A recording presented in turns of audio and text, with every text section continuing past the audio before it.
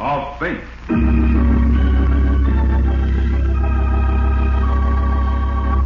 Fate plays no favorites. It could happen to you.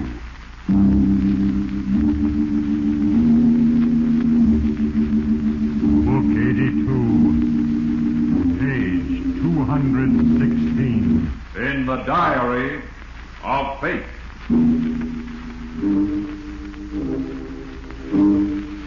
Yes, here it is. The name Henrick Potenoff. A man of singular purpose and great tenacity of will, who used these talents to bring about his own destruction. He had his choice, as have all mortals. And because of a little thing, a letter he caused to be held up in delivery, Henrick Potenoff came to know the real meaning of fate. His life record lies open before me, and for a moment, I, fate, look to a single horrible incident. There, you lousy screw. I hope it killed you. Gotta move fast. Legs weak, awful dark. The door, it's unlocked. Now run up the incline. The sunlight, my eyes, it's blinding me. Halt! Halt! Henrick! Where are you, Henrick?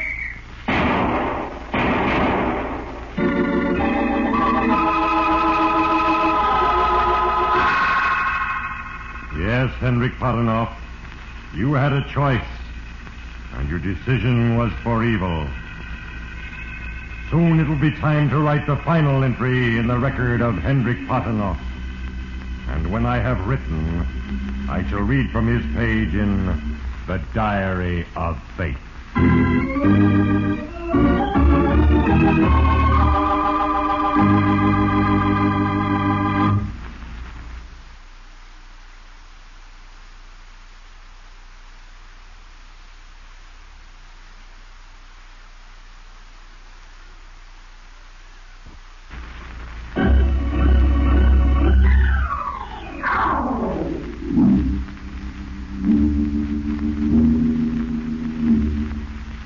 Books of a prison, Henrick Potenoff has been credited with 22 years of payment on his debt to society. He is scheduled to be paroled soon. But 7,000 nights have not bred repentance in his heart. 22 years of resentment at confinement are symbolized in his hate of Sarah Henrick. If it hadn't been for Sarah refusing to testify that she was with me that night, if it hadn't been for Sarah's jealousy of Molly, if it hadn't been for Sarah. Hey, Henrick. What's she saying? Yeah, I've been listening to that every night for nearly 21 years. But only 30 more times till I get out. Like I hear the grapevine, he bumped off his feet today, eh?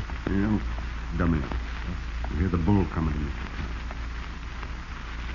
15202. Yeah. Oh, Henrick. No letter for you tonight.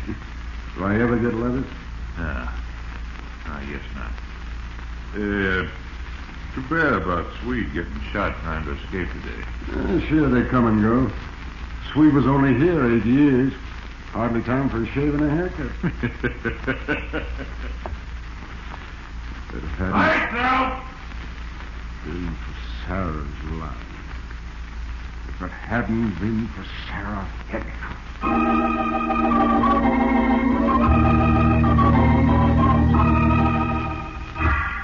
Yes, to Henrick Potenoff, even freedom meant only one thing. An opportunity for revenge on Sarah Henrick. His decision for evil was 3,000 times confirmed. Nightly he warmed his hate at memory's fire. Recalled again with bitter recrimination a courtroom scene of more than 20 years before. Gentlemen of the jury, you've heard the evidence against the defendant. You will now retire to the jury room and return when you have reached the verdict. Why wouldn't she testify, Molly? Wouldn't she do that for you, her sister? No, I got down on my knees and begged her. Well, she could save my neck. Did she tell them why I shot him and that she was with me? Oh, she's jealous because you married me instead of her. She claims she stayed home alone that night. Oh, she lies. That was the night I took her out purposely to break the news that you and I had got married. Now she wouldn't admit it anyway. She just couldn't have been out with a man now being tried for murder. Only a week before she married John Henrick, the banker. She sure decided to marry him awful sudden. She doesn't love him. She married him for spite after you married me. She just admitted it was a stick-up, and that Carver threatened us while we were parked there. They'd call it justifiable homicide, and I'd go free. Even though they proved that you had trouble with Carver before. Oh, sure, that was just a coincidence. He was just a cheap stick-up on us. He didn't know it was me in that car until he shoved his face through the window. And once he'd seen that you had recognized him, then it was you or him. Well, of course. I let him have it before he could drill me. Oh, darling, if you just hadn't driven her home before you reported to the police station. Well, it seemed natural, though, because she was boiling mad at me already, and the shooting made her hysterical. I figured she'd corroborate my story when the time came. She wouldn't, and especially not now. It would ruin her social position. Her social position against a life sentence for me. Henrick, would it do any good to let people know about our marriage? No, baby. What they don't know won't hurt. If I do take a rap, and they knew, you'd be labeled as the wife of a killer. I wouldn't care, darling. Believe me. I know it, Molly, but in case I am convicted, you can do me more good as the unmarried sister of the influential John Henrick. Now, don't let anybody know about our marriage. Well, then you think you will be convicted? I'm afraid so. Without Sarah's story, the district attorney has made it look like a plain case of bad blood between us, with me taking Carter for a ride. What can I do? Just go on living with Sarah and John. Use your time and opportunity to work on her. And maybe someday you can get her to listen to me. Well, I'll do it, darling. I'll do anything. It'll be hard. It'll be hard on both of us. We won't be able to exchange letters. Oh, no, darling. I've got to hear from you. No, don't write. Pretend you've forgotten me. Otherwise, Sarah will always be jealous and never help. I'll wait for you. And love you always.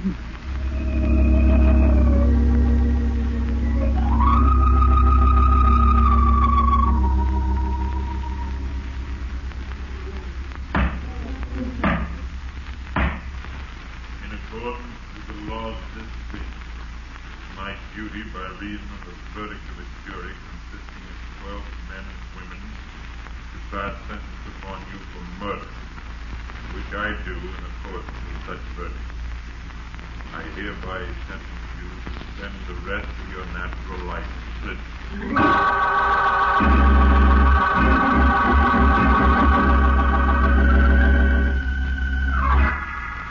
Those memories furnish a decade of fuel for Henrick's hatred. While Henrick Potenoff suffered his imprisonment, Sarah, too, had paid great penance. She had carried a guilt, but the tiny details that brought about the final humbling of her pride of circumstance were no mere coincidences.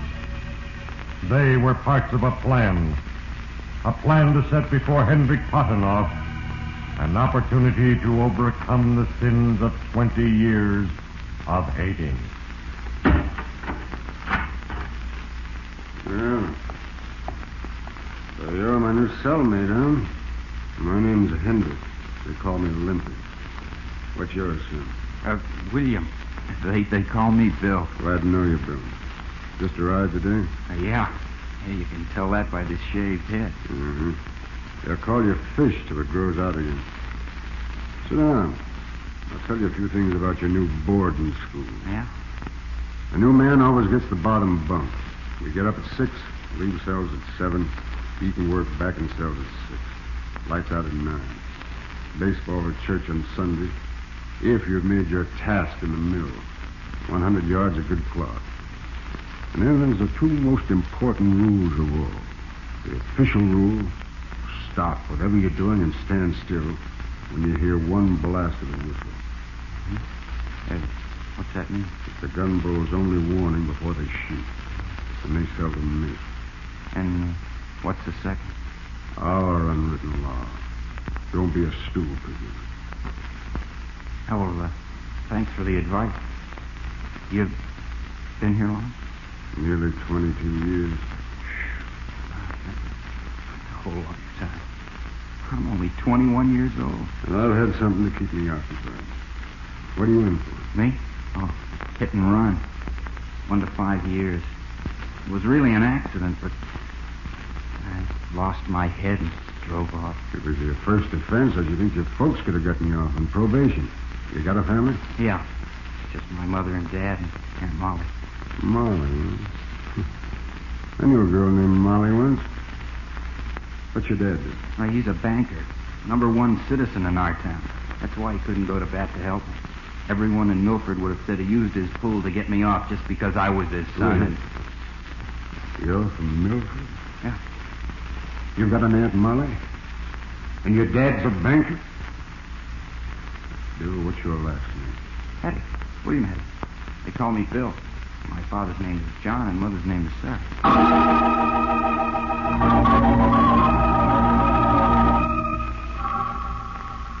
Yes, Henrick Potenoff. I, fate, made your paths cross to give you a chance to prove yourself worthy of freedom. You have a choice for good or for evil. But if your decision be for evil, the end is certain. And now it is time for another entry. And when I have written, I will read from the record of Henrick Potenoff in the Diary of Fate.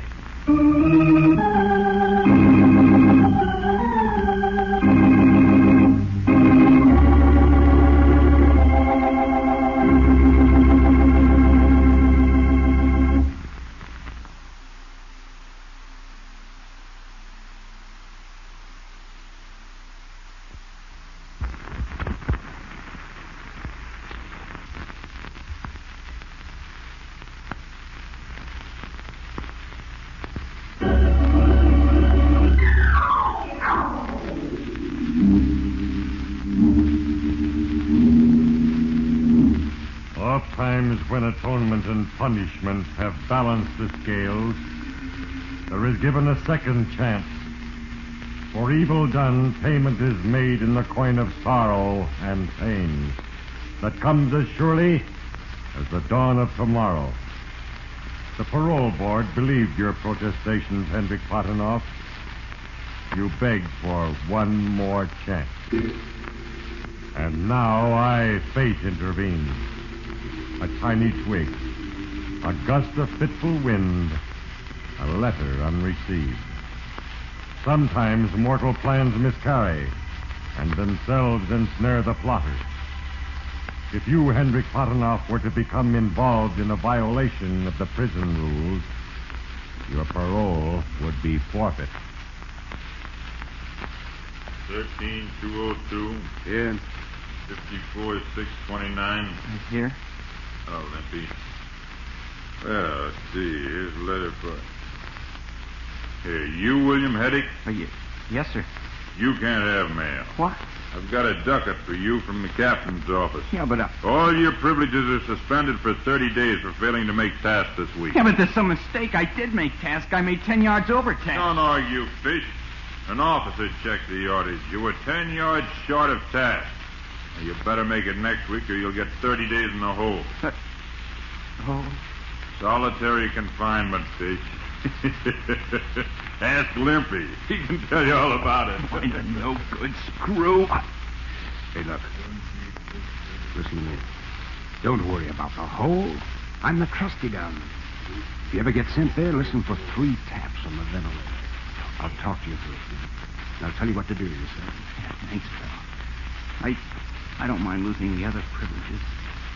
Yeah, but that letter, it was probably from Mom, and I haven't heard from her since I got here. Oh, that's tough. But look, Bill, next week you'll make 20 extra yards. Then you can go see the captain. He'll give you your privileges back. So you'll only have to wait a week to get your letter. He will? Yeah, but how can I make 20 yards extra? I worked as fast as I could this last one. Oh, leave it to me. My pal Tony is the head loom tender in the mill. Hey, Tony. Yeah. What do you want, Henry? I asked her last week to help my pal Bill. Now I want you to give him the works. Fix him up a lightweight shuttle and a small gear on his loom. Yeah, but sure he's no true pigeon. If he was caught with him, I'd lose my good time. You'd lose your parole. I'll vouch for Bill. You speed up his loom. You're my pal, Henry. I'll fix him up. You got me. Here, Micah, give him the weight. He gets the fastest loom in the mill. Real fast, huh? Make lots of yards.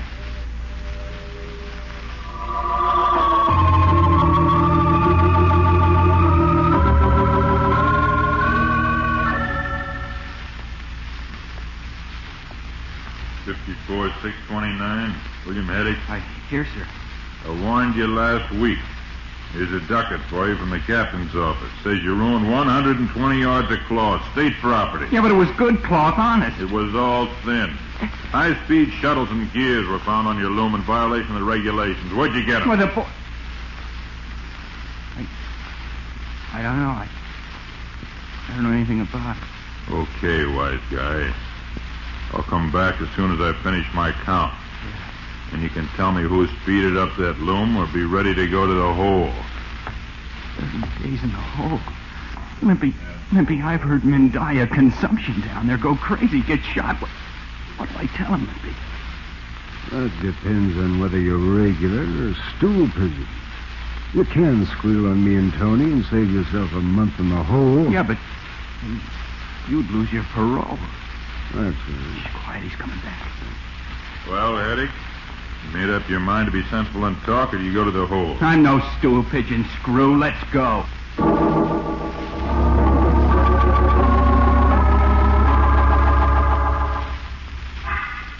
Yes, Henrick Potenoff narrowly escaped his own trap. But it is written that no man can forever escape the reaping of his sowing. Unnoticed and unheeded, the threads of circumstance bind him to a doom as certain as his plan is evil. To William's confidence in him, Henrick Potenoff then added a second factor of influence. His was the only voice William would hear. Oh, it's Limpy. Good old Limpy. He didn't forget me. Bill.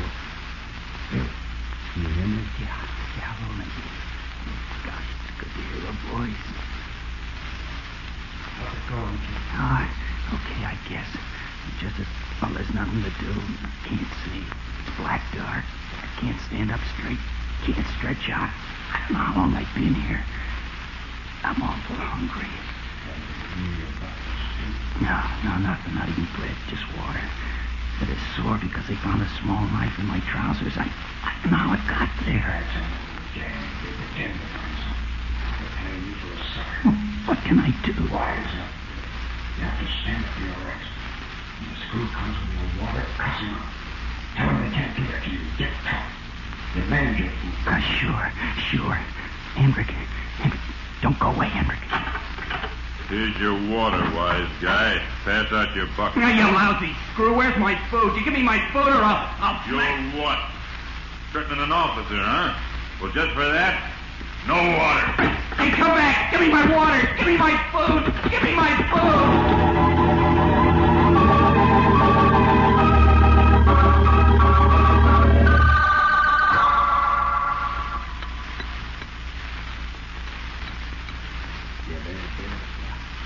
Yeah.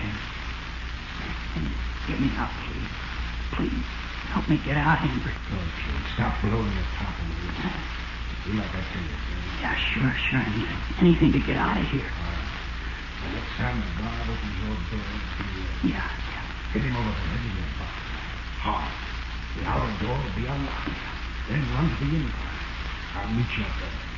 I know a way to get you over the wall. Okay. Anything, I'll do it.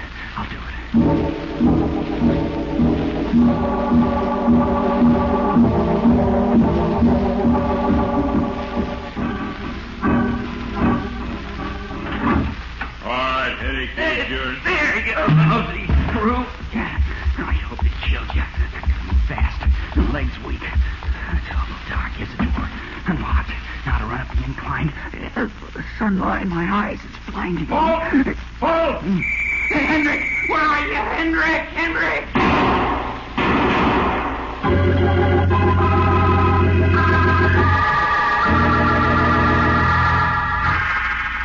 Your plan was successful, Henrick Potenoff. William Herrick is dead. He made an easy target stumbling about in the blinding daylight. And no blame for William's death was attached to you by the prison authorities. But fate was waiting. Now the plan moved swiftly to its inevitable conclusion. And in a moment, I shall write the final entry on the page of Henrick Potenoff in the Diary of Fate.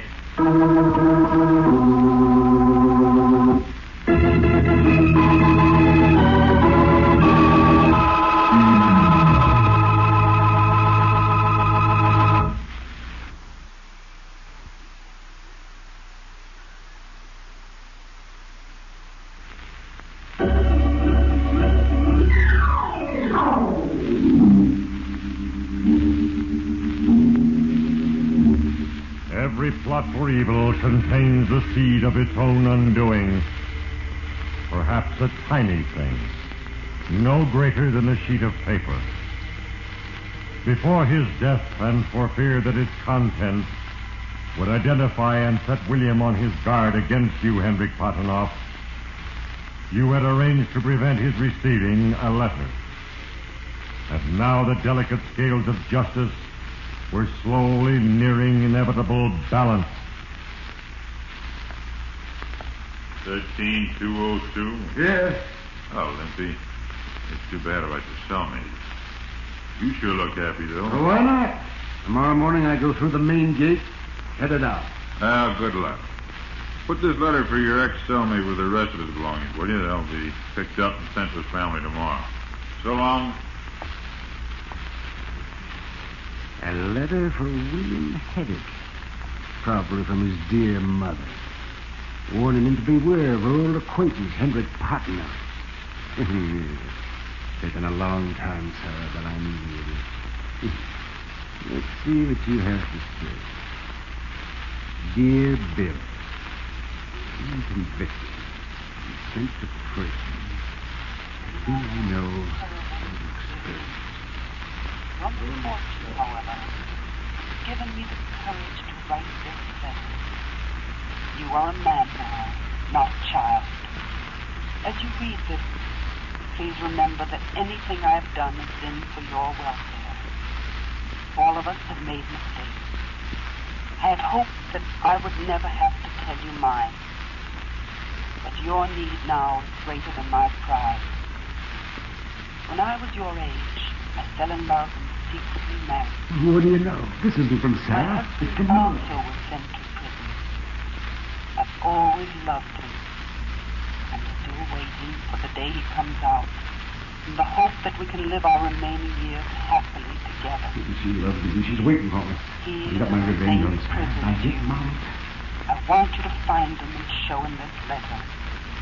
His name is Henrick Potenoff. Having unjustly suffered much himself, I know he will guide and counsel you. But your time of punishment will not embitter you towards society, but will return you to me, a wiser, more tolerant man. To me. To save you a great handicap in life, you have been raised as Sarah's son. Only she and I have known that you are not. When you get out, perhaps the three of us can spend many happy years together. For I am your real mother, Bill. And Henrick Potenoff is your father. No, it isn't true. It can't be true.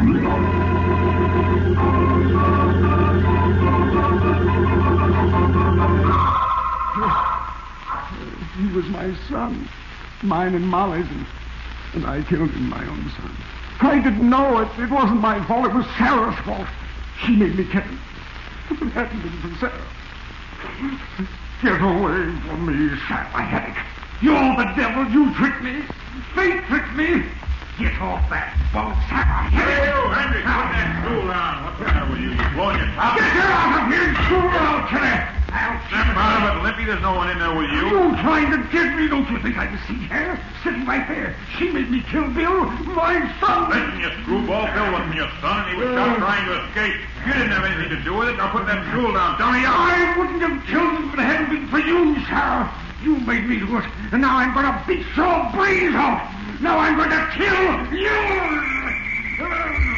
Get in that bar! Get in that bar! Okay, boys. Go ahead. Bring the straight jacket. I'll grab him. Now watch yourself. Put down that stool, Henry. Grab him, boys.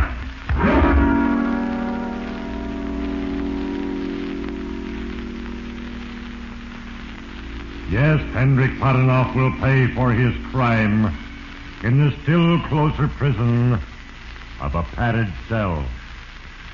For the rest of his life, he will each day scream in terror of his new cellmate, who will be with him always.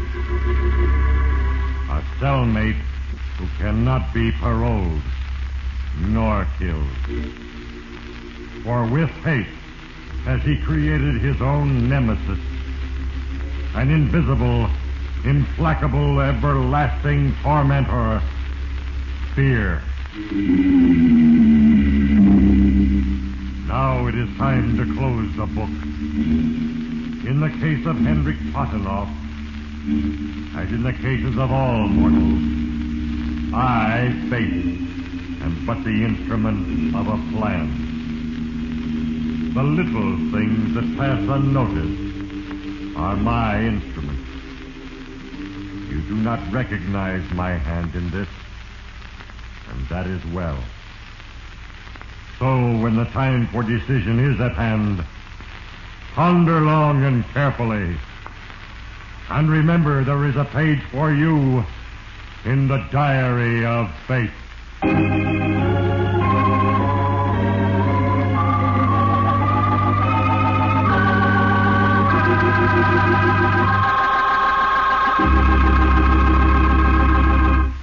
The cast included Herbert Lytton, Burl Wallace, Howard McNear, Barney Phillips, Irvin Lee, Ray Ehrlenborn, Ivan Ditmars, and Hal Sawyer. Diary of Fate is a Larry Finlay transcription, brought to you from Hollywood.